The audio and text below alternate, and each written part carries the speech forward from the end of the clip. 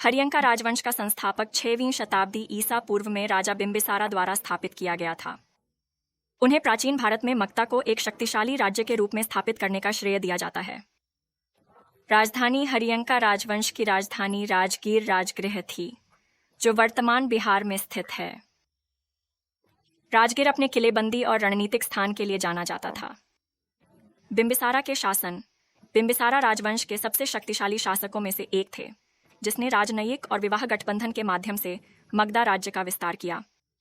उन्होंने खोसाला और वैशाली राज्यों की राजकुमारियों से शादी की, पड़ोसी राज्यों के साथ संबंधों को मजबूत किया।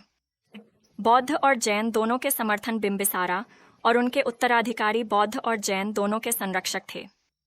बिंबिसारा का कतम बुद्ध के साथ घनिष्ठ संबंध था और उनके पुत्र अजीत शत्रु ने भी बुद्ध शिक्षाओं का समर्थन किया। अजीत शत्रु का शासन बिंबिसारा के पुत्र अजीत शत्रु 490-2460 ईसा पूर्व के आसपास शासन किया। खोशाला और फ्रीजी जैसे राज्यों को हराकर मक्ता की शक्ति को बढ़ाकर मक्ता के क्षेत्रों का और विस्तार किया। राजगीर को राजतशत्रु के शासनकाल में पटलिपुत्र के सामरिक महत्व का एहसास हुआ और आधुनिक पटना उनके उत्तराधिकारियों के अधीन एक प्रमुख शहर बन गया, जिससे राजगीर से बदलाव आया था। बुद्ध परिषदों में भागीदारी अजातशत्रु ने 433 ईसा पूर्व के दौरान बुद्ध की मृत्यु के उपरांत आयोजित पहली बुद्ध परिषद में बुद्ध की शिक्षाओं को संकलित और संरक्षित करने में महत्वपूर्ण भूमिका निभाई थी। बिंबिसारा और अजातशत्रु दोनों किलेबंदी को मजबूत करने के लिए जाना जाता था। अजातशत्रु को पटलपुत्र के चारों ओर एक किले की दीवार बनाने और कैटापल्ट जैसी युद्ध मशीनों का उपयोग करने का श्रेय दिया जाता है।